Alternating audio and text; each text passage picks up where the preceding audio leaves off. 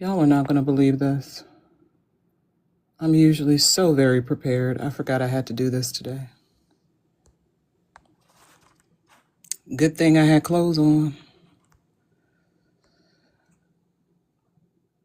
I totally forgot.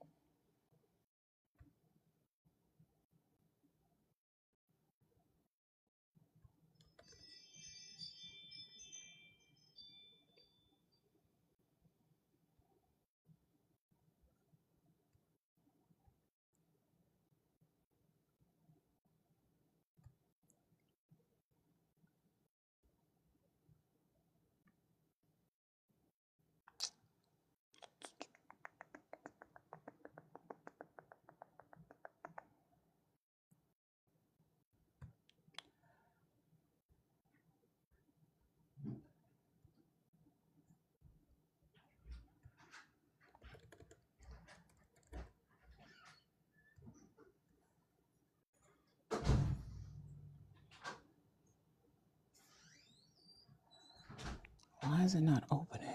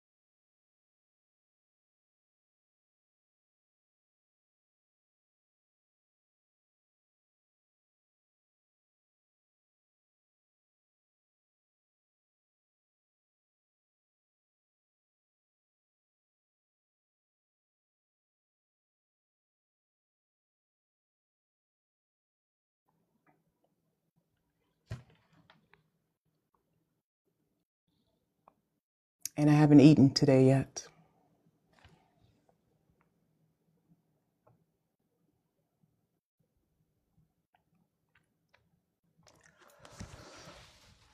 Oh, gosh.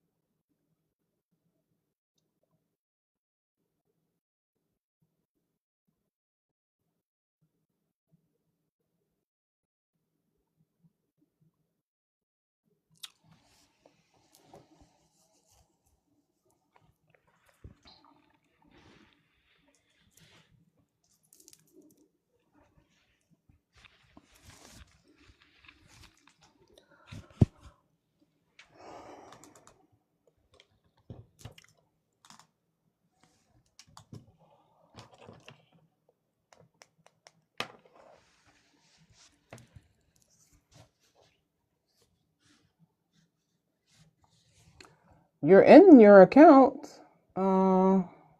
You don't have live access.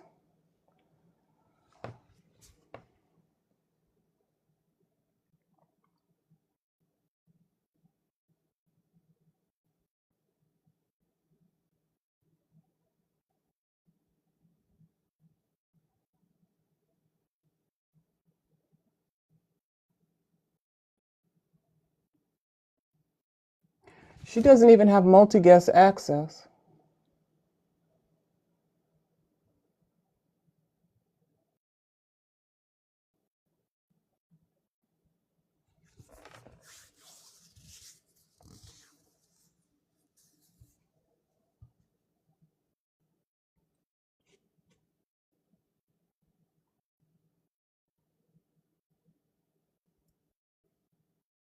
Oh, I clicked on her name and it didn't say anything. Oh, maybe that's why, because you sent an invite.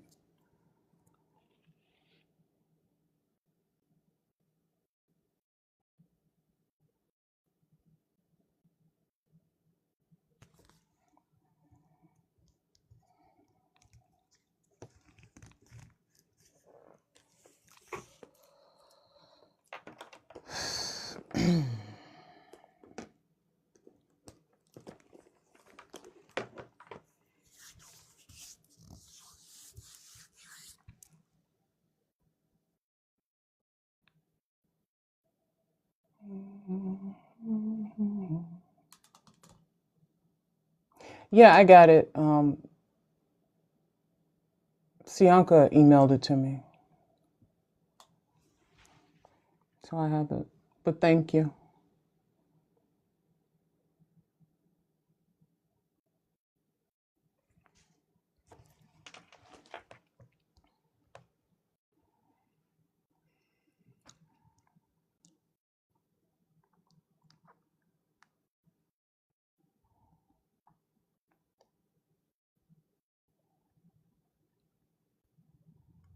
It's okay.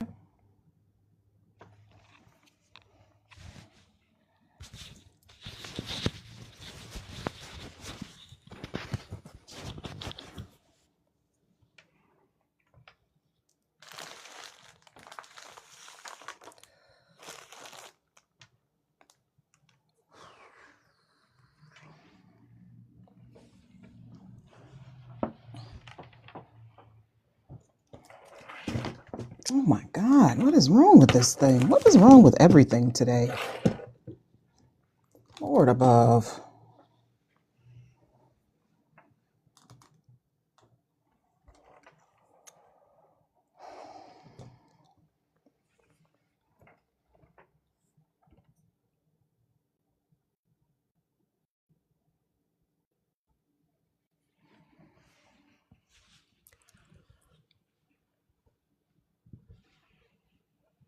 It's okay. It's okay, Miss Stevenson. Mrs. Stevenson.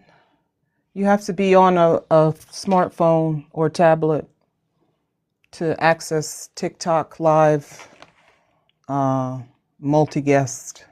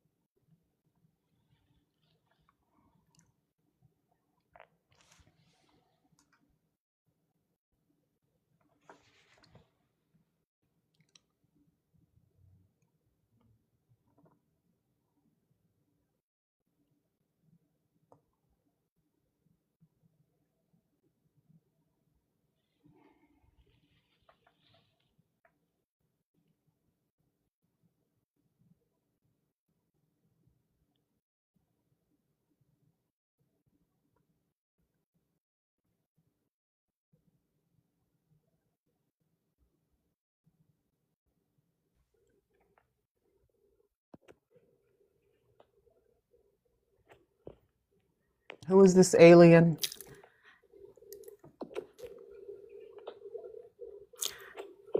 Hi. Who is this alien? It's me. I can see myself. There I am. Hi. Who is this alien? Hi, it's me. It's Cherlynn. I could not figure out how to get joined from my campaign account, so I joined by my personal account. It's okay, because I totally forgot I had to do this today. So I'm so sorry. that makes two people who are just kind of. Oh, it's a Friday afternoon, so let's just shake it off. Yes. We're gonna have a good time. Yes. I told my mother I would bring her some food, and then I looked at my phone and I was like, oh, that's interesting.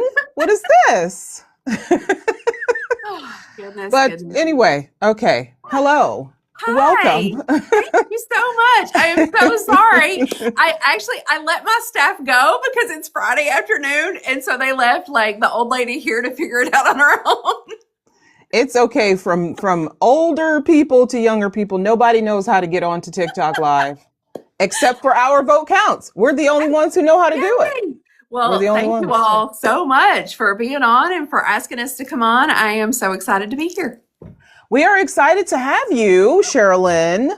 Let me get myself straight here. Let me see, Cherlynn.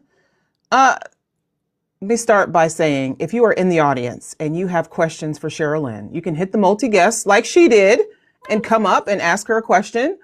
Or you can leave your question in the chat and I can read it to her. Also, please be kind in the comments and tap the screen so that we can get the likes up, and also share the live, please. And send your daily heart me. Do all the good things. Share it, tap the screen, send your daily heart me. That's just $1 to support the account. And what else? Use TikTok friendly language. That is for me and for the candidate and for the audience. TikTok does not like to hear certain words. So if we could please be tender and gentle with our language, that would be great. Also, this is Our Vote Counts. This is Our Vote Counts. And I have to find the introduction or I will get smacked. They're a very tough team here at Our Vote Counts. It's a nonpartisan coalition of citizens from diverse states and backgrounds. I'm in Ohio, by the way. Hello, neighbor, Cherlynn. Hi, neighbor. United by a shared commitment to empowering voters and promoting candidates who stand for integrity, inclusion, and accountability in the upcoming elections. Our Vote Counts is more than a name. It's a promise, a movement, and a rallying cry for democracy. Together, we are shaping the future one informed vote at a time. And let me tell y'all something. This voting season is busy. The primaries are busy. The voters are busy. The candidates are busy. And today we are speaking with Cherlynn Stevenson, who is running for the Democrats, the Democratic primary out of the 5th Congressional District of the state. The 6th. Why did I think it was the 5th? The 6th Congressional District, pardon me, the 6th Congressional District of the state of Kentucky, which is Lexington, Fayette County, and the surrounding 15 counties. Ooh! That's a big district. It is a big district. It is. And it's very diverse. There's an urban center and a lot of rural counties around it, but that's okay. I grew up in a holler here in Kentucky, so I feel right at home there. All right, Cherlynn. Yes, you were born in Kentucky in a small town in the mountains. And now you live in Lexington with your husband of 24 years and your 3 cats. Peanut butter and jelly. Yeah. That is awesome. Yes, they were peanut butter and jelly. That's awesome. I love that. So they had to have a cool name. Your father was a veteran. He probably served in the Army and mined coal for a living. Let's see. Growing up, folks, this is all over the place. Cherlynn, I listen. It's because I copied and pasted and then I put it in Word and Word was just like, and I'm like, wait a minute, who are we talking about? What is this? Cherlynn, tell us more about yourself and why you decide. It's better to just hear it from the people, right? Yeah. Tell me and the people who you are and why you decided to run for Congress. Well, I have grew up here in Kentucky, stayed in the mountains for my college education, then moved to Lexington to do internships, met my husband, and never left. So I have lived here in Lexington since 1999, and I absolutely love this community. I love our state. I think that we have so much to offer, and right now I feel like we deserve a lot better than we are getting out of Washington, D.C. I got really mad back in 2017 when Democrats lost our state house for the first time in over 100 years in the 16 election. Yes, so we had elected a Republican governor the following year in the Trump wave. We lost the Kentucky House in the first 4 days of session that year. They passed right to work, repealed prevailing wage, cut workers' comp, and passed charter schools here. So I stood up, took notice, kept watching what was happening, just got really angry. They started coming after public schools and public pensions. My mom was a teacher. She was my second grade teacher. And a lot of people that I love are educators, and I'm a product of public schools and believe that it is absolutely a cornerstone of our democracy. So I decided to run for office. Had never, ever wanted public life at all, but just got mad, threw my name on the ballot and won. We flipped a district here that had never been held by a Democrat, had never been held by a woman. And we did that by a whopping 48 votes. Wow. Yes. Every vote matters. Every vote counts. And they count every vote. Yes, it does. So then in redistricting, I was targeted very, very specifically, and they made my reddish purple district even redder, and we held on by 37 votes. Wow. Yes. So when this district opened up, it is an open seat. So the current seat holder is Andy Barr, and he is now running for Senate to replace Mitch McConnell. So with this being an open seat and the political environment that we find ourselves in, after the One Big Beautiful Bill passed and we saw $1 trillion in cuts to Medicaid and a ton of cuts to SNAP benefits, I cannot abide our people being sick or hungry. So I decided that I was being, called to higher office. And so now we are running for Congress because, I am not a wealthy or well-connected person, even though I have been in office. I was raised by solid middle-class union folks. My husband and I are solid middle-class folks. And, I believe that everyday citizens deserve to be represented by everyday citizens because they deserve someone who understands their life, not just their politics. And that's why I'm running. So your previous offices, were they state offices? They were, yes. I was a state representative in our state office. Yep. Okay. So you're trying to make the leap to the big house, the big old Capitol building. Absolutely. Okay. Yes. So this is an open seat. Yes. So the person who is vacating the seat, Democrat or Republican? Is a Republican and is running to replace Mitch McConnell, who finally is runs on batteries. He runs on batteries, honestly. But okay, so the 6th congressional district, as I said, is got like 15, 16, 17, 20 counties in it. It's huge, but like you said, it is diverse. Kind of. Yeah. So Lexington is Kentucky's bluest dot.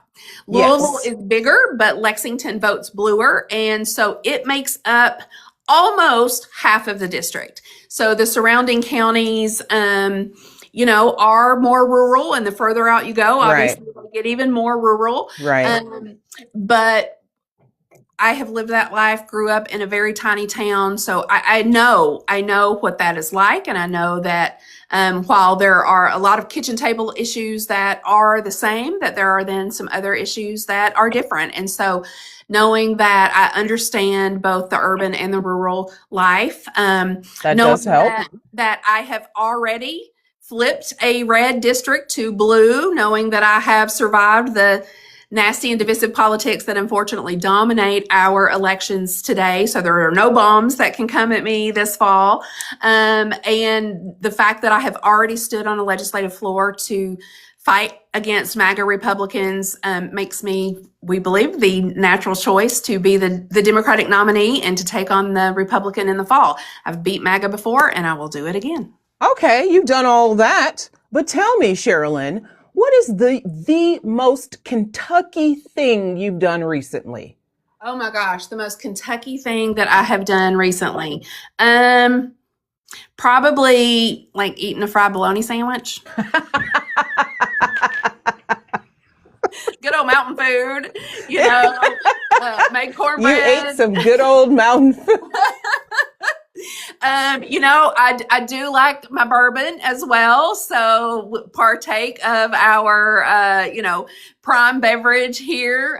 We are very proud of our bourbon industry here.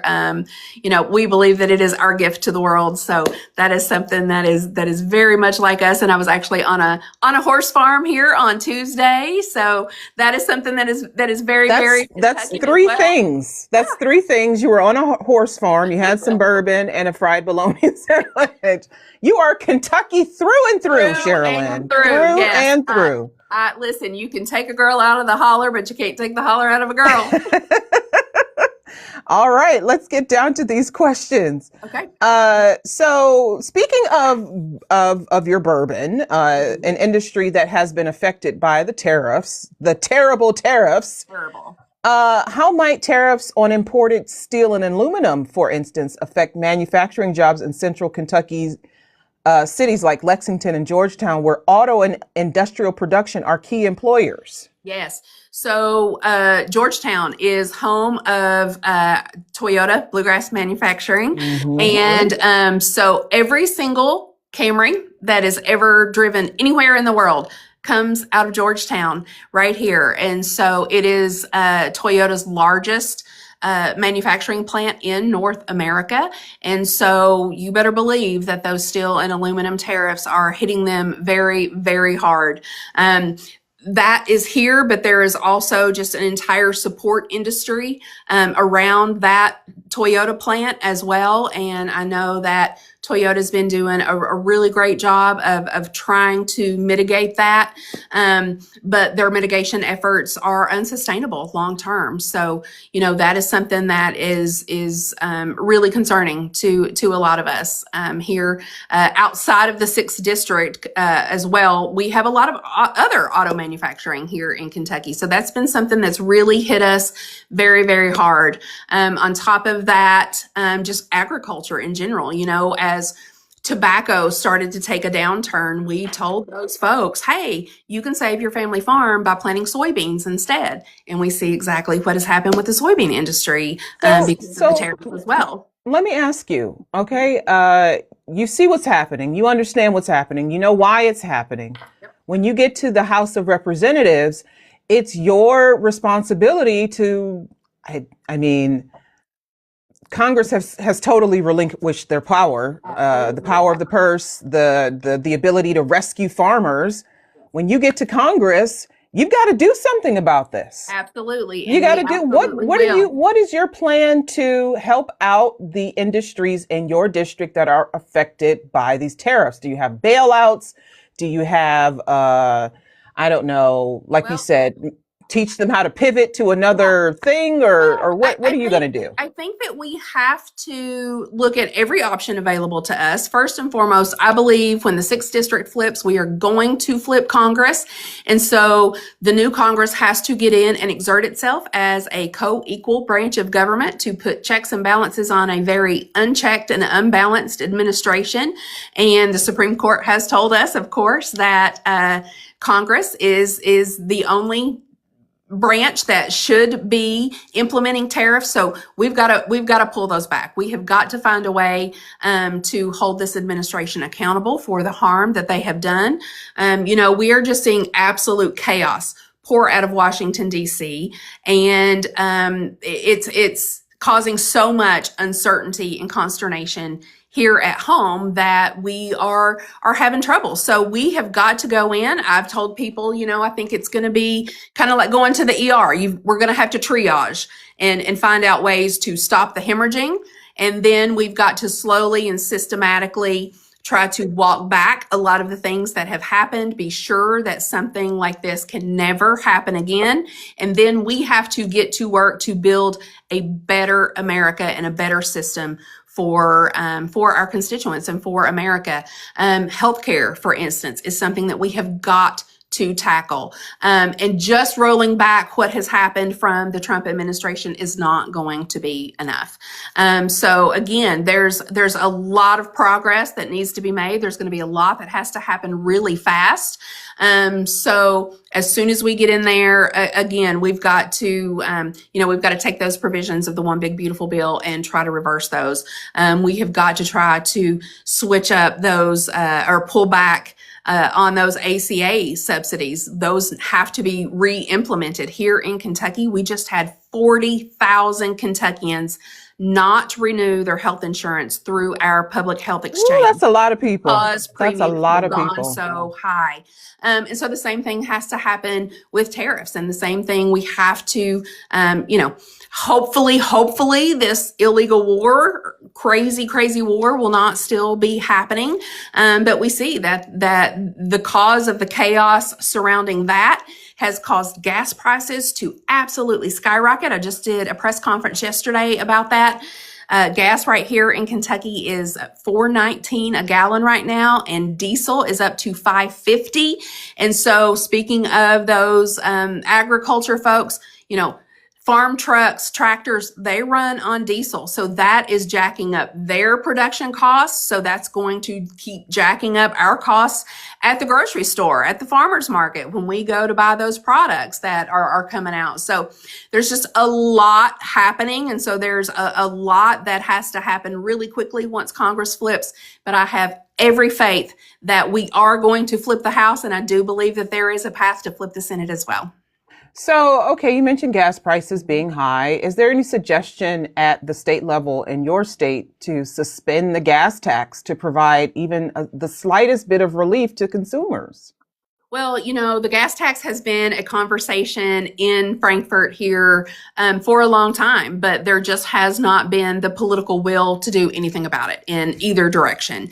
And so right now, unfortunately, in Frankfurt, the GOP has a super majority in our General Assembly, and they have 2 days left of session. So they are currently in the veto period. So when they come back into session, they will override practically every single veto that our wonderful most popular Democratic governor in America, Governor Andy Beshear, has made because they play petty partisan politics. They do not care about the people. They put politics over the people every single time.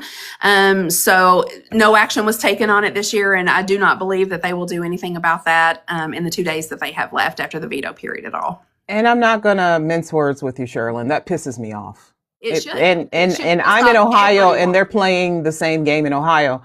The politicians, the government sees people being literally squeezed, like ground from glass to sand, and no one is doing anything about it. Nope. No one. Nope. We're crying on TV. We're on social media complaining. We're, calling our representatives. No one is doing anything. No. And so when we come on here and we talk to people running for office, everyone has a plan to help. Yep. And we've seen this before, Cherlynn. We've seen this before. We have. We need folks to wake up. We need folks. Folks voted for Donald Trump seemingly because they believed that prices were too high at that point. And all that we have seen is, those folks voted for change, and we've had change, but it's been in the absolute wrong direction. Everything is more expensive right now, from housing to hamburger. And now you add this war on top of it and the increased gas prices. Folks were telling me that groceries were unaffordable before, and before long, they're not even going to be able to afford to put the gas in their car to get to the grocery store to purchase those unaffordable groceries. And I love you mentioned kitchen table issues. I have a podcast and I talked about that. And one of the things that I note is that a lot of politicians running for office, a lot of people running for office, rather, are aware of the kitchen table issues. But once they get into office, they completely forget that that's what they ran on. They ran on, and at every level, there's the federal responsibility, there's the state responsibility, there's the local, and no one pulls their lever so that the money gets there, and then the infrastructure is built, and then the things that the people need are affordable, but also available. Yes. Like, okay, I have health insurance, but where are the hospitals?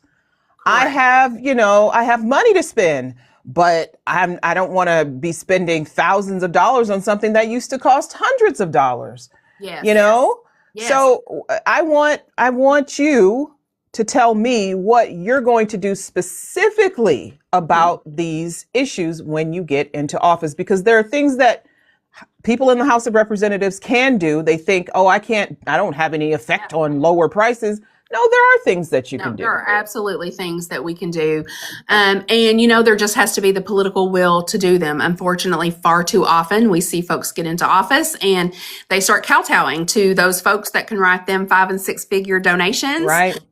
They dodge their constituents, and that is wrong. Listen, I grew up in Eastern Kentucky. I call myself a mountain Democrat, and that is because I was raised to think about your community always, that we always, always, always think of our neighbor and we help our neighbor when we can, and that you are loyal to a people and a place. And I can promise my voters that I will stay loyal to our people and this place, and I will not be loyal to a party or a president who wants me to throw my place and my people under the bus. It's just not going to happen. Folks elect us to go to either Frankfurt or Washington to make their lives better, to put our petty partisan politics aside and to work together for the betterment of our people. And that is exactly what I will do. I have promised people, if I get to DC, whether I'm there for 2 years or 20 years, I promise you I will not leave with regrets. I will not be quiet, and I will get to work as fast as I can. We have to find at this point. Now, I'm going to be real honest. I have been a Medicare for All person for a very long time. Right now, the thoughts of Donald Trump and RFK Jr. being in charge of every single one of our healthcare scares me to death. Not going to lie. So I believe that we must at least get to a public option, because I think that is something that can help our folks. But I would love to see us really buckle down and talk seriously about healthcare. We have allowed capitalism to run amok in the healthcare space, and we have allowed monopolies to take over. And unfortunately, they are just making money hand over fist while patients are caught in the middle, and their healthcare is too unaffordable and their health outcomes are not what they could be. We need Medicare to be able to negotiate drug prices for everyone. That is absolutely something that we need to get to and that we have to do. So many other countries have figured this out, and they spend less money per person and they have better health outcomes than we do. And in the richest country in the world, we should never be settling for what we have right now. And healthcare is very, very personal to me. When I first became a state representative and switched over my insurance, I had a 2-month waiting period. My husband actually was starting a brand new job at that exact same time, and he had a month-long waiting period. So we decided that we could not afford COBRA insurance. So we were going to roll the dice and go for just a little bit without health insurance. And lo and behold, he comes to me one morning and he's struggling to breathe, and he pulls up his pajama pant leg and he says, "Look how swollen my leg is." And I was like, "Oh my gosh, you have a blood clot. We've got to go." Yeah. We live well. And I just tell you, I say all the time, he was like, "Well, let me get a shower." And I'm like, no. We're going to brush our teeth. I'm going to put on a bra and we're going to the hospital. This is what's happening right now. This is this serious. At least put on a bra. I know, right?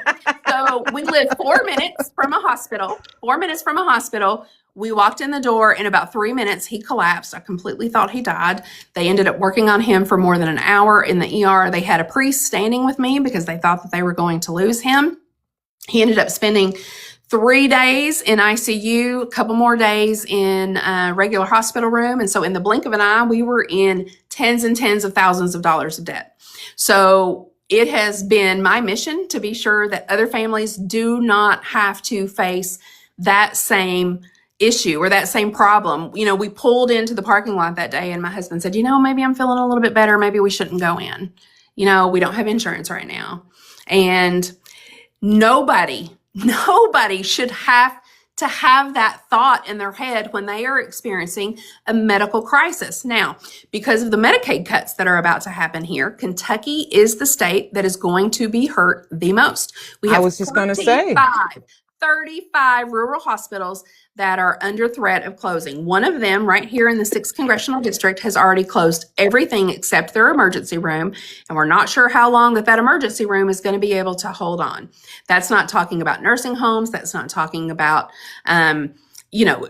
clinics. We've had 2 birthing centers to close down as well. And already fewer than half of our 120 counties have an OBGYN. So we are on the cusp of absolute healthcare abandonment here. So let me these are things I want to work on in Congress, and one of the very first things that I will do is say no waiting periods for health insurance. You get health insurance on day one, because look, that whole situation could have been avoided for us. And thankfully, he got great care, and it took us years and years to pay off that debt, and we were able to do that. But we were a family that could afford that. So many families that would have driven them into bankruptcy, and I just will not abide it. So you're in a state that has not expanded Medicaid. Like you said, Medicaid cuts are coming, and that means it's already a shortage for your state. That means more people will be cut from Medicaid. Yes. And your district is mostly urban, but it's like 25% rural. No, about half is rural. About half is rural. So you have to balance serving the needs of urban environments and rural environments, places where there's a lot of probably healthcare options and places where there aren't many healthcare options, but both places are going to be affected by these cuts. That's one thing they have in common. But when you get into Congress, you're going to have to learn how to balance the needs of both of those environments. Yes. How? I mean, if you're at the state level right now and you're dealing with a Republican supermajority and you go to the big house, and you'll probably be in a house that's Dem, and then a Senate, maybe that'll still be red, and then a president. And it's like you're going to have to balance a bunch of different juggling a bunch of balls here, Cherlynn. How are you going to do it? A lot of different things. Well, I believe that you look at your options and you try to do the most good for the most amount of people. You know, that's the bottom line for me. What can we do that will affect the most amount of people in the most positive way? And that is how we have to govern. We have to keep families, especially working families, at the center of every single decision that we make. And politics has to come out of it. And right now, too many decisions at that level are being made, with politics in mind, with wealthy donors in mind, with now that we have Citizens United and all of this dark money is in there, those are the things that are driving far too many of the decisions that are happening in Washington, D.C. right now. And so, again, that is why I believe that we have to have everyday citizens running for office, winning office, taking office. The best way to make government work for the people is to become the people that run your government. And it seems like we have a lot of people in office who don't believe that the republic should invest in its people, right? The republic doesn't exist without its people. And that includes healthcare, economics, education. It includes all of those things. And it seems more and more that they're moving away from that investment. And it would be great to get more people in office who understand that the republic has to invest in the people to survive. So it does. And we just heard our president last week, or maybe it was this week. I don't know. Time is kind of crazy. It was last week. I know what you're about to say. He said, we can't afford to pay for childcare. We can't afford to pay for Medicare and Medicaid because we are so busy having to fight a war. Right. That is so upside down that I can't even see straight. It's so upside down. Because those decisions that he's making right now are making things so much harder for the people that he was elected to serve. And the other side to that is that people like him and his administration have convinced a lot of Americans to buy into that. Yes. That we need to spend more money over there as opposed to spending money right here and investing in the people. They've convinced millions of people that the investment should be abroad and not right here in the United States with people like you and me. And it blows my mind. But we do have a question from the audience. Hey, Buttermill, how are you? Hello, everyone. How are you doing today? Hi, Good. How are you? I'm doing great. Now, what y'all just talked about, a brilliant young man by the name of Tupac addressed that in the 90s. And he said, we got money for wars, but can't feed the poor. Yes. He said that long ago. Okay. I did. So this is not a new issue. We keep trying to tell people this. Right. That brings me to my question. And not that I personally feel like this. We are here as OVC to ask the hard questions to get the real answers from the candidates. And amongst the Black community right now, there is this talk about the white liberal. And typically they say that person is on the Democratic side. Stereotypically a white woman who wants to come and save everybody, the Black people, the indigenous people, everyone. How do you convince the Black folks who need to vote for you in your district that that's not who you are, that you have true intentions on just making American society a better place? How do you do that? Yeah, well, it's as I talk about being a mountain Democrat, and I know that seems on the surface the antithesis of what we're talking about, but I have a good friend here who I served with in the state house and is now running for Senate. His name is Charles Booker, and he started an organization called Hood to the Holler. And this is something that he and I would talk about a lot when we were serving together, that, poor is poor. Doesn't matter where you grew up. Those families are facing so many of the same issues that we have to work to lift up all of those folks. I am very much a rising tide raises all boats. And I have a lot of strong ties into the Black community here in Lexington. And I need people to understand that I come from a place where, coal miners were some of the first to unionize here and to organize and to band together. And they got tired of living in a company town and owing the company store and having these wealthy mine owners, yet they were working for hardly anything. And they decided that they were going to organize, stand up, fight back, and they won. And that is exactly the message that I am carrying right now. I've been telling folks that this is not an election about red versus blue. It's about billionaires versus you. And so for me, every single person who is a working person or working poor, we have to band together, because the people up here, those billionaires that we're talking about, they benefit from keeping us fighting one another and othering one another. And when we finally decide that we are tired of fighting each other like this, and that we collectively decide that we are going to punch up instead, that is when we get to have a government of, for, and by the people again. So I don't care what you look like. Right now, if you get up and go to work every day and you lost your job and you had to get another job, guess what? You are working class. We have an Epstein class and we have a working class. And so together We have to work together for the betterment of all of us, because right now they are completely screwing us all over.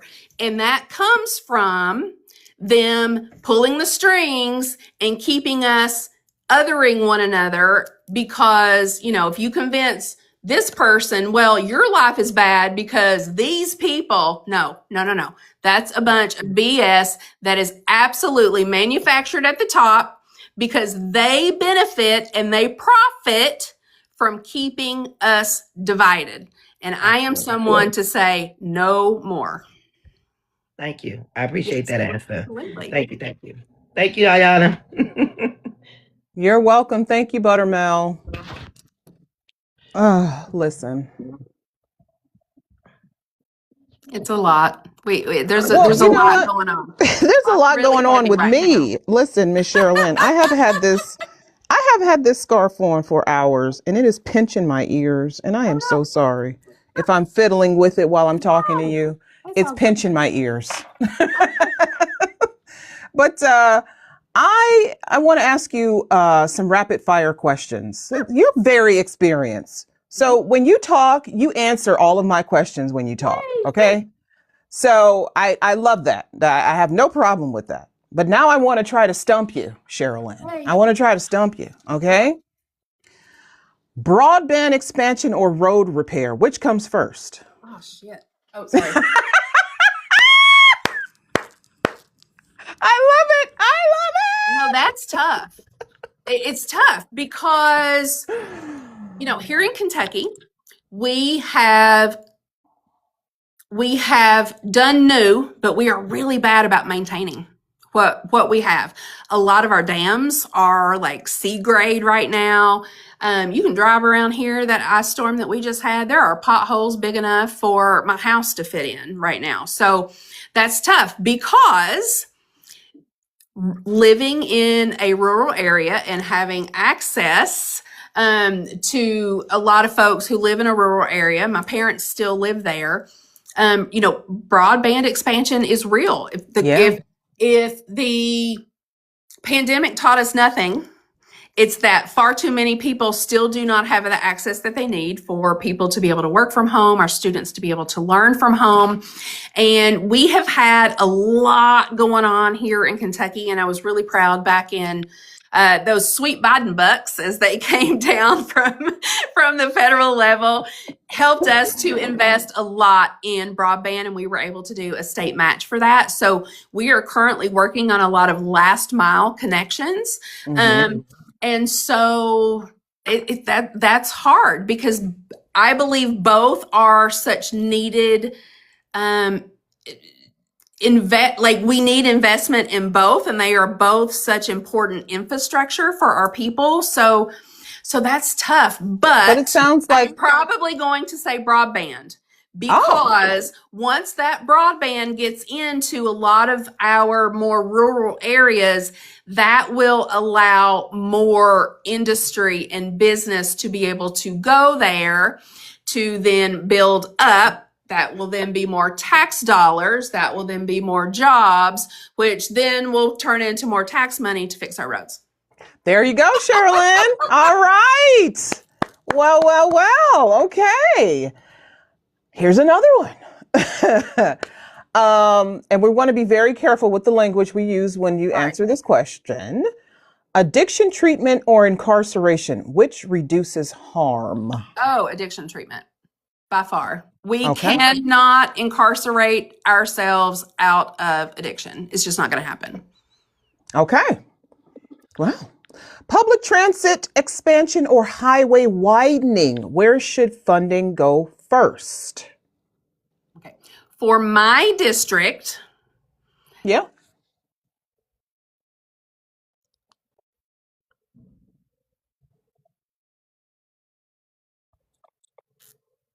I love to stump. Say it again. I love to stump you all. Highway public transit or public transit. Highway expansion for highway widening.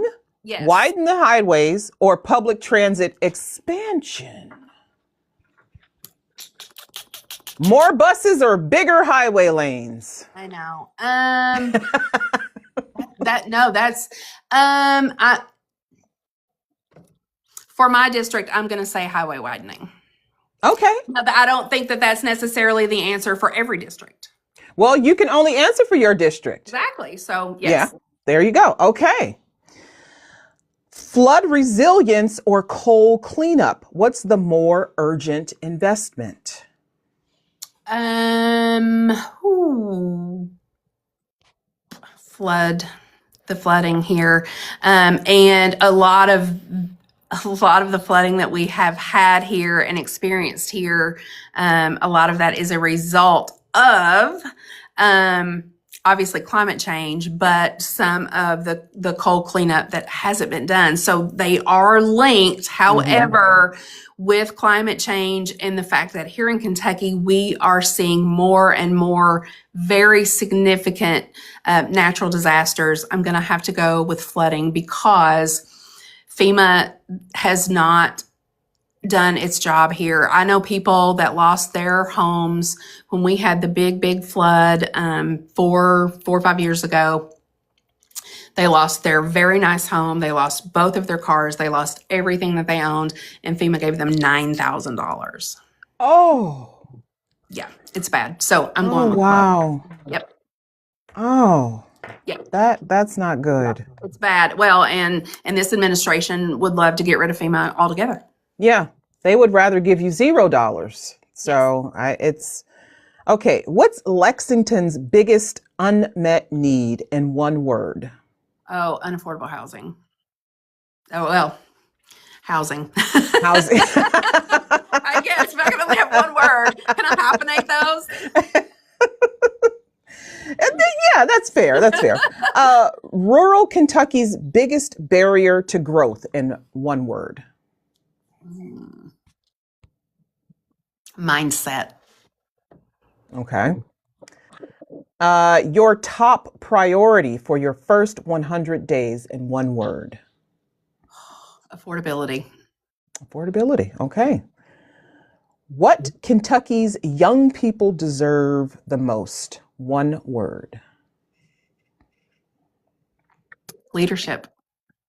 Okay. And what Washington, D.C. lacks? One word. Courage. All right. Are you feeling the heat, Cherlynn? Well, yeah.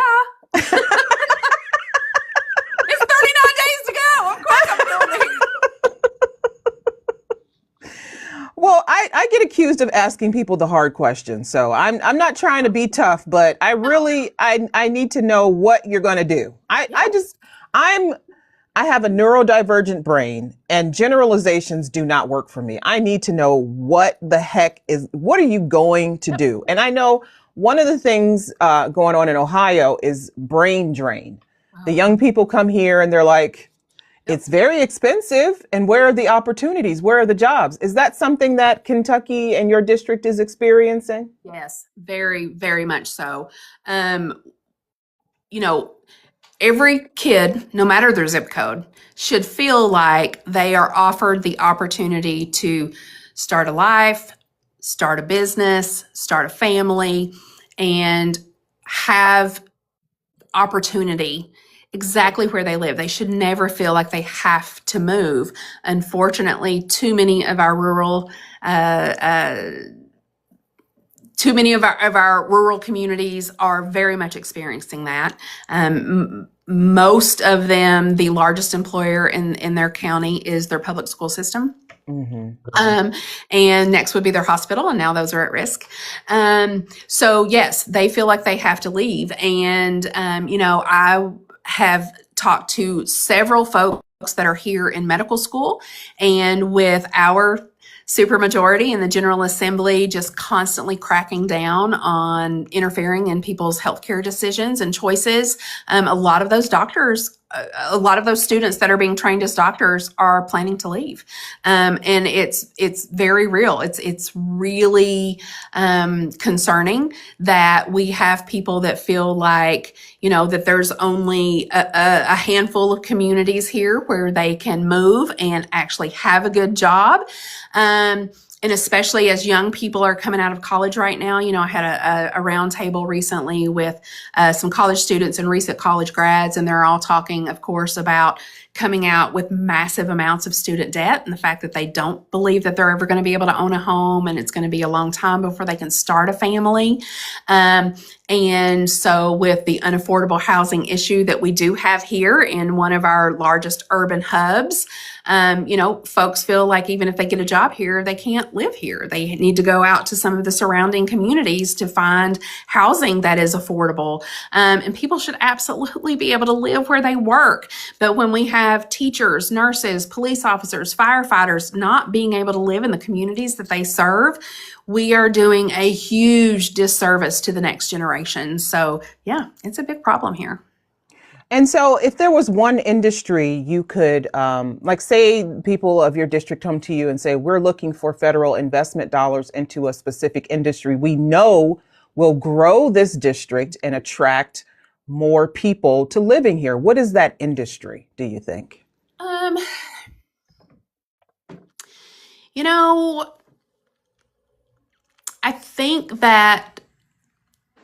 I think Kentucky is one of the most beautiful places ever. We don't have beaches, but we have just absolute natural beauty here. We offer a lot. We've got horse racing, we've got bourbon, but our agritourism is something that I think is leaving a lot of money on the table. And so I believe that we have a lot to offer here. We've got Tennessee that has Gatlinburg and all of those kinds of things. We do have a national park here in Mammoth Cave. But I believe that there's a lot more that could be done here with our natural beauty to bring in people from out of state, to bring in a lot of tourist dollars. And so I know that people don't think of that as a natural industry per se, but I believe that is what we could capitalize on the most and the easiest to start increasing dollars and jobs the quickest. I don't know if you heard this or not, but the current occupant of the Oval Office wants to get rid of the National Forest Service. I know. Crazy enough. Yeah. And so there's an office that's associated with that here at UK. And unfortunately, a lot of them have just been told that their jobs are done. That breaks my heart. The national parks and the National Forest Service was that Teddy Roosevelt who started the foray into the National Park Service and building up. I think that's somebody in the comments will tell me. And building up our national parks and making that a point of attraction for Americans. That tourism it's important to a lot of people. Yes, it is. It is important to a lot of people. And, we've got a lot of sportsmen here, and land conservation is something that is really big and important to those folks. And so I hear about that a lot. And again, Kentucky's natural beauty is something that I think a lot of people here sometimes take for granted. Yeah. But it's really, really concerning. It has been a problem in Eastern Kentucky as we mined coal and we stripped our land. There was a lot of surface mining that happened as well as the deep mining that happened. And so there's been a lot of mountaintop removal that has happened because of that. That has unfortunately aided in the flood zones that we have seen if that land is not reclaimed in the proper ways. So it's really concerning to me, and coming from an area that we saw a lot of that beauty being stripped away to extract the resources. And so I know that that's exactly what this administration wants to do, and we have seen it over and over. And I believe that there has to be a balance in preserving the one earth that we have been given and being stewards of that, while also, making good, smart choices for our people. There has to be a balance. It can't just be all or none. That's right. It has to be balanced. I like that. Balanced, fair, Cherlynn. I mean, right. Think about that. Think about it. And that is something that is so happening right now. And that's why we're in a lot of the problems that we're in, because we don't have balance. Our government is not balanced in the way that it should be. Right now, we see, what's happening in Washington, D.C. We have a split here, but we have a Democratic governor, but we have a supermajority in our General Assembly, and it being out of balance in that General Assembly is just wreaking havoc here on our people. And that's exactly what's happening at the federal level right now as well. There has to be balance. There has to be a balance of ideas. There has to be more people willing to come to the table and compromise, that dirty, dirty word that nobody wants to talk about anymore. But that is what happens when you have balance. And that is what makes the most progress for our people. So do you feel like the state of Kentucky has been well served by its Senate representatives and the other representatives in the House of Representatives? No, we have 2 senators like every other state, but we have 6 representatives, and we send 1 Democrat to Congress out of Louisville, 1. So we definitely need more balance right now. Now, I am someone who will give credit where credit is due. And so I very much appreciate Senator Rand Paul right now and Representative Thomas Massey for speaking out against their party and against what they believe. I mean, it's about time, but yeah. It is about time, and I am proud of what they have done, and I thank them for that, and we need to see more of that. And unfortunately, that's only 2 out of a whole bunch of people, but, we're just seeing so many folks on the GOP side right now that are just laying down for this administration. They are just rolling over and abdicating their responsibilities to their constituents, to the people that elected them. Now, unfortunately, gerrymandering is a huge problem here in Kentucky. Yeah. When I was gerrymandered the way that I was, and we sued, and it went to the Supreme Court, and our Kentucky Supreme Court said, yes, these seats are gerrymandered, but we can't find anything specifically in our state constitution that prohibits that from happening. So that's a problem. And that makes far too many far too comfortable, and gives them too much leeway to do what they want to do, not what they should do. So what do you think Congress can do? What do you think the Senate and the House of Representatives can do? Because gerrymandering, for all intents and purposes, is constitutional. Yes. It can be partisan. That's fine. The Supreme Court has said, yes, that's fine. You can play whatever political tricks and games you want to with it. But it has resulted in certain groups of people losing voting power. Absolutely. It has diluted the vote for certain groups like Black people and Hispanics. And what do you think Congress can do to put an end to gerrymandering, or at least rein it in? Rein it in a little bit. Well, I believe that we need to have a national conversation about this. And this is where that courage that is lacking in Washington, D.C. right now. We need folks to have the political courage to stand up and say, you know what? If you beat me in a fair fight, you beat me. But let's make that fight fair. I should never sign up to run for office and already start 30 points behind. And with technology the way that it is right now, there is absolutely no reason that we could not have fair maps drawn.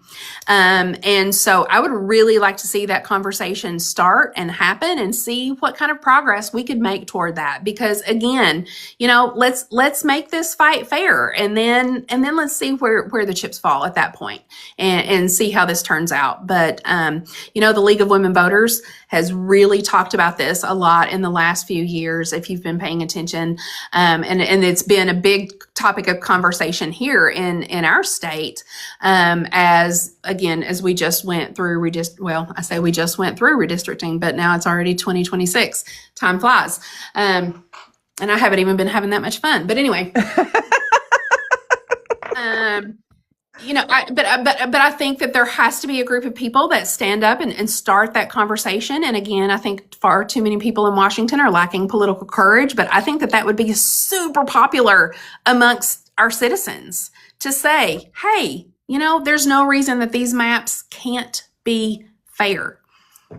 If people really knew the damage that gerrymandering does, like it essentially is like the government choosing who is going to win the election before the Yeah. race is even Yeah. announced. It is. There's a really good book about this, and I can't say the name of it but it is called Rat Effed, but it's the word, and there's like a star where the U should be. Mhm. But it's a really, really interesting tale of where gerrymandering started and what we have seen play out. And it talks about very specific districts, and it shows you, if you go in and you start looking at some of these districts, they look like this. They're like, Yeah, they're crazy. They're crazy drawn. Yes, they yes. are crazy. And again, and I know that it can't be a perfect square because,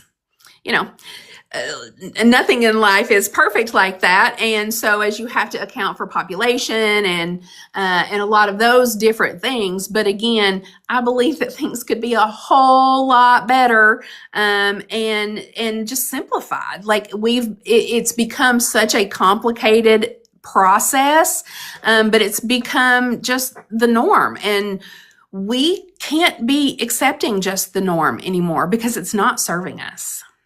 That's true. I like that. So, what's one policy where Lexington and the rural counties that you would serve actually share common ground, and how will you leverage that? I think right now, in this climate, affordability is something that we're talking about. I mean, everywhere I go, all over this district in all 16 counties, I hear the same thing over and over and over from families saying, we are doing our best. We are working our hardest, and we just can't get ahead. And so I think that that's going to play a huge role in this year's elections across the country.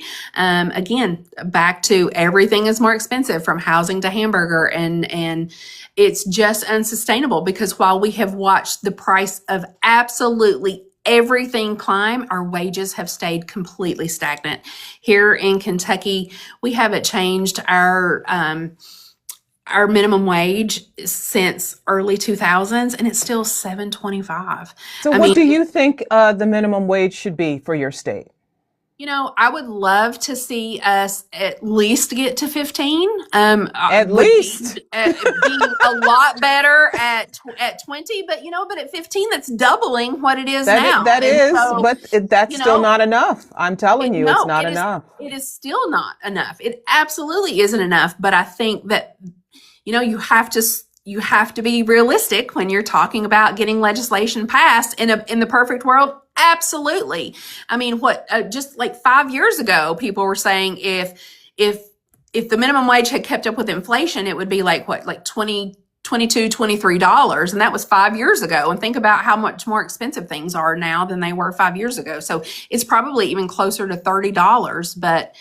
But actually getting that bill passed would be, oh my gosh, it would just be a non-starter here. What do you think is the hesitancy, besides we're the businesses that write our checks aren't gonna go for that? Well, I mean, I think that you would see the Chamber of Commerce step up and fuss about that. I think that you would see a lot of folks push back. And I think that the propaganda has been put out so much and so heavily that the average person would be like, oh, then that means that my hamburger is going to be $20. Listen, your hamburger is already $20. Right. Okay. It's already there. And people are still paying that price. Yes, unfortunately. It is. And, and then there's also this false argument of, well, that's minimum wage and that's for like teenagers. But I'm sorry, let's go to McDonald's. There aren't teenagers working there. There are adults working there. And now a lot of our local places can't pay minimum wage anymore. They've had to raise what they are paying in order to keep workers, to keep their doors open. But again, that's not a living wage. You and I both know that. We've got families out there working 2 and 3 jobs just to keep the lights on and try to keep some food in their kids' belly. And that is it's just unacceptable. It is unacceptable. If somebody gets up and goes to work for 40 hours a week, they should be able to take care of their family on that. Plain and simple. And a tax plan. What do you think? What kind of tax plan do you think? I can't even get the words out. But yes, you are right. Tax the rich. What, and honestly, when people say tax the rich, what does that mean? Does that mean raise their taxes, or they're paying all the taxes and me, a middle class single mom, isn't paying any? Or what does that mean? I think that means that everybody pays their fair share. There is no reason that Jeff Bezos should be paying a lesser percentage of taxes than his secretary or a nurse or a kindergarten teacher. And I think that's where it happens. A lot of people think and are like clutching their pearls over Elizabeth Warren's plan right now. But we see when we tax the uber wealthy, Yeah. They can afford to pay more, and they should be paying more. We need to be closing. There are just a ton of loopholes that need to be closed. And I think when we see that happen, then we can start to see real change, because the fact that we are saying that we can't afford our health care and we can't afford to feed the poor right now, but magically we're affording billions of dollars a day to bomb Iran. You can't say that word. I know, right? I mean, come on, let's get real. Government should work for their people. That is why we are here. Our president loves to talk about S-hole countries, but guess what? Our taxes are what keeps us from being an S-hole country. That's what keeps our roads drivable. That's what keeps our public schools open. That's what taking care of the least of these looks like. That's what being your brother's keeper looks like.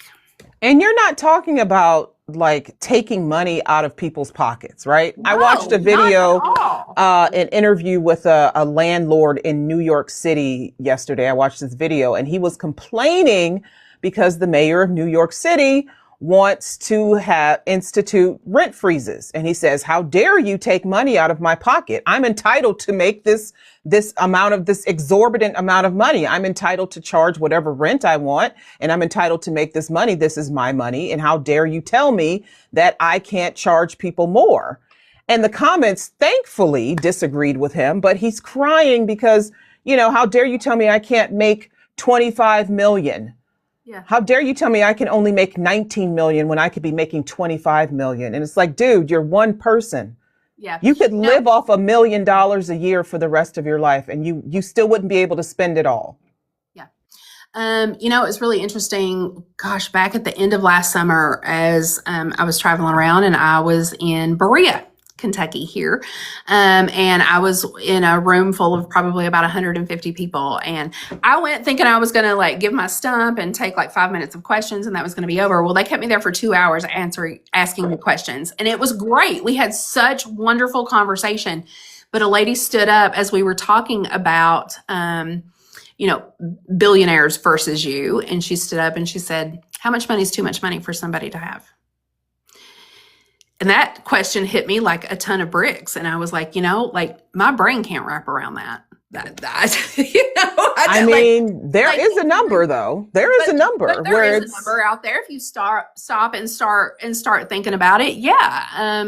Do we need billionaires? Do we need trillionaires? No, we don't. No. But we're on our way to having a trillionaire. And we have so many billionaires in the United States now. We have so many millionaires, yes. Even. And when you look at how their wealth has grown over just the last few years versus what the average Americans has grown, right. It's astounding. It is absolutely astounding. It is. And again, when we have people whose basic needs are not being met, then it's just not right. In our state house, as we have discussed the budget before, our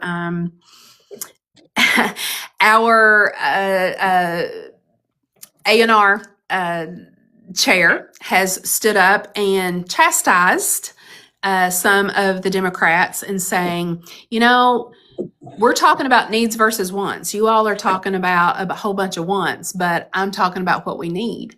And I said, well, we've got over 10,000 people on a waiting list for a Michelle P. waiver. So I'm guessing that those 10,000 people would say that their needs aren't being met. What is that? So a Michelle P. waiver is a waiver that allows folks with disabilities to live independently or to get help, with just their basic living. And so, it's a Medicaid waiver is basically what it is. Okay. And that's a need. That's not a want. That is a need. That is not a want. Yeah. And that is one line in our budget. One line in our budget. And to say that's 10,000 people right there that aren't having their needs met. And by the way, this General Assembly just, again, had a budget session, and we know that those federal Medicaid cuts are coming and how devastating they're going to be here, and they cut Medicaid even more. And because it's easy to take from people who already have nothing. Yes. It's easy. I mean, they're already poor. They're already destitute. So Yep. They could probably learn to survive on a little bit less if they had to. I mean, it's a very disgusting attitude, but it seems it's the prevailing attitude of many a General Assembly, including in my own state. Yeah. And unfortunately, it is. We just saw the president talk about potentially doing away with LIHEAP, which it was something that was talked about here in our General Assembly not too long ago. And one of the representatives spoke up in committee and said, well, don't you think these people need to learn to save? Oh my God. I'm like, okay, let's talk about that. Let's talk about people that are living on not even minimum wage. Let's talk about people that are living on $12, $14 an hour. You tell me how much money they can save at the end of the month after they have paid rent, paid for a car, if they even have one, and gas and insurance, and they fed their kids, and they have bought health insurance, and. You tell me where they're going to save so that they can buy, And you know what? They tell you if it goes out. They tell you to have something for a rainy day, and then the politicians go and create a tsunami of rainy days, and it's like you're not able to. You can't even replenish. You can't even replenish your savings because here comes another one, and here comes another one, and here comes it. Well, and it's really interesting because what we have here as our rainy day fund as a state, and they hate us to call it a rainy day fund. That's a budget surplus fund. No, that's a rainy day fund. And then we were called into, we get called into special sessions sometimes when there's been something, and as these natural disasters have happened. And then as we are trying to, after we had those floods here that hit Kentucky, if y'all remember that, it was like 1,000-year flood that happened, and we had so many people, and knowing that we have billions of dollars in a rainy day fund, and we're squabbling over releasing like $250 million to these people. And I'm like, what good is it to have a rainy day fund if we actually won't use it for a rainy day? It's just terrible. It is terrible. Now, I am not someone, absolutely, I believe in being as frugal as possible with taxpayer dollars. But again, we have taxpayers. Yeah. We have responsibilities to people that are paying taxes. Thank you. If I'm paying taxes, I come to you and I say, hey, I need a little bit of that money back because my house was washed away in a flood. Yep. Don't nickel and dime me. Just give me the money. It's awful. Cherlynn, I do not envy the job that you have to do. I don't. But this is the thing. We can't let them have it. We have to have good people to stand up and try to fight for the good, because at the end of the day, I have to believe at the end of the day that good is going to prevail. And again, it comes down to doing the most good for the most amount of people. That is what we have to focus on and be laser focused on. And I really believe that everything else will just fall into place. Well, Cherlynn, you are a fighter. That's for sure. You are the fighter you're looking for, Cherlynn. Yes. Did you know that? You are the Well, fighter you're looking I for. appreciate that. Nobody's coming to save us but us. That's right. So we have to do it. So, Cherlynn, let the people know, because we have like 5 minutes left. We've just been talking and talking and Yes. talking. Let the people know how they can support your campaign, where they can find you online. Absolutely. So I am on practically all of the socials at Cherlynn4KY. That's CHERLYNNFORKY. My website is CherlynnStevenson.com, and that's Stevenson with a V. You can go on there, you can donate. If you happen to live in the area, please sign up to volunteer. We are actually door knocking this Saturday at 10 a.m. at the Tates Creek Library. Would love to see you there. But obviously we have phone banks that anyone from all over the United States could call in and help us call, help us send text messages. You can help us write postcards if you want to. There is something for everyone to do, but obviously, unfortunately, we have to ask for money. No, don't be ashamed. So No, there is don't a be big green ashamed. donate button on my website, and every dollar counts, just like every vote counts. And believe me, if you remember at the beginning, we talked about how I know every vote counts. vote counts. And they've Every made it dollar. so expensive Yes. to run for office in Yes. this country. Please never be Absolutely. ashamed to say, hey, we need $5,000, $10,000, Well, because that's the reality. That's the reality of And it. again, I am a regular person. I cannot afford to write myself a check. I don't have billionaires and millionaires having fundraisers for me. I am the only person in this race that hasn't either written themselves a check or had a billionaire hold a fundraiser for me. So I need every single penny that you can possibly throw our way. About 75% of our donations are $25 or less. We are a grassroots campaign, even though I have been in office. Again, I have not kowtowed to those folks that can write me the big checks. I am an everyday working person, and we are doing everything here that we possibly can. We have knocked over 17,000 doors already. We've made about 8,000 phone calls. We need help in any way that you can possibly give it to us, because this race matters. This is an open seat, so we have a wonderful opportunity to flip it from red to blue. We are on the DCCC's list of districts in play. I have been endorsed by Emily's List, Elect Democratic Women, our Lieutenant Governor, Jacqueline Coleman, our former Governor, Paul Patton. There's a whole list. You can find it on my website, the AFL-CIO. So labor unions are backing me because they know that I am a fighter for working families. So we need money to help get our message out to as many people as we possibly can. We have 39 days until our primary on May the 19th. Again, I am the only candidate in this race that has experience of flipping a seat that has been long held by Republicans. I have beat MAGA before. I will do it again if we can have the resources to get across the finish line on May 19th. So help us out if you possibly can. All right, Cherlynn, there you go. There you go. People of Kentucky in District 6, you just heard Cherlynn give you her stump speech. You heard her platform. You heard what she's about, where she wants to take your district, what she'll do for your district. I hope you all will turn out for the primary. And, you're welcome to choose who you want, but we just heard Cherlynn. I mean,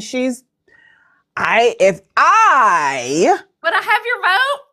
If I had to vote for Cherlynn in Cherlynn's district, I would vote for Cherlynn. But I'm in Ohio, so it's okay. Well, you all have a job to do up there yourselves, so get to it. yes, we do. But your primary's on May 19th. Do you have early voting in Kentucky? We do. We have very high standards to meet an absentee ballot. We do have 3 days of early voting, the Thursday, Friday, and Saturday before Election Day. And then, of course, we have Tuesday for folks to go vote on May 19th. So please, please, please, if you're listening and you are in the 6th Congressional District, I humbly ask for your vote. Please, please, please get out. Make sure you're registered. Yes. Make April sure you 20th. I believe it's April 20th at 4 p.m. And if that's not right, my team is going to kill me. But I believe it's April 20th at 4 p.m. is the deadline to be registered. it's usually a month before Yes. the primary. I think So that makes yeah. sense. Yeah. Yeah. So, okay, make sure you register to vote. Make sure you know who you're voting for. You just heard Cherlynn. We've had several candidates from Kentucky on our program. Kentucky sounds like it's poised, honey. It's poised for You're new gonna flip it. leadership at Flip the it. state level and at the Washington, D.C. Capitol level. And I hope you all will make better choices. Better choices now that you've been informed. I mean, this is why we do it. Education helps people to make better choices. And I hope we have done that here today with you, Cherlynn. We appreciate you being here. We thank you so very much. We don't even care about the technical difficulties. We don't I'm so care. sorry. We will So wait sorry. forever we'll wait a generous amount of time for the candidates to come on. But now that you've done this, you can do it again. Would You can love go to. live anytime you want to and help to flip that seat of yours to make it blue. We appreciate that. Yes. Also, if you're feeling squirrely, Cherlynn, and you want to hear more Yes. from a politician, we have another town hall coming up. If y'all can put the graphic up, we have coming up next tonight at 8:00 p.m. Eastern Standard Time. We have another U.S. congressional candidate, Ferguson Porter, who's running for Congress out of California's 18th district. So again, 8:00 p.m. Eastern Standard Time. Ferguson Porter, who is running for the U.S. Congress out of District 18 in California. Again, Cherlynn, thank you so much for being here. Thank For you. the people in the audience, for your participation, we appreciate it. Again, remember, make sure you're registered. Make sure you show up. We also have these roundtables, Cherlynn, if you're available. We have a roundtable on the 12th. That's this Sunday. And also on the 26th. We'll send you invitations for both. We would love to see you on the 12th, though, if you can make it. I will definitely check the calendar. And if at all possible, I will join. Okay. It's at 3 p.m. Eastern. And we just have a bunch of candidates. We've had, why are people saying the 48th? What is that? What is the 48th? What is that? I don't know. Is the 48th state? I don't know. What do you mean? But, yeah, it's at 3 p.m. Eastern on Sunday. And we have candidates that we've had on the program in the past. They come together and they talk about current events and just things they've learned about campaigning and how to raise money and et cetera, et cetera. And so we will send you an invitation to those. And what else? Anything else? 40. It's the 48th District of California. Why did it say 18? I could have sworn it said 18, unless my contact lenses are not working. Okay, maybe my contacts are not working. It said 48th. I apologize. I should have known. California is as big as all outdoors. I should have known it was does that say 8? Oh, that does say 40. You know what? Yep. I'm going to have to put some. It's little. Thank you, Cherlynn. Thank you. The 48th district. Okay. Anyway, y'all, I'm Ayana Fakir. This is Cherlynn Stevenson. This is OVC, a nonpartisan movement uniting Americans from all walks of life to empower voters, support candidates of integrity like Cherlynn Stevenson, and ensure every voice is heard. Through education, outreach, accountability, and action, we are building a stronger democracy, one informed vote at a time. We thank you for joining us. Remember, your vote is your power, everyone. Bye. Thank you, Cherlynn.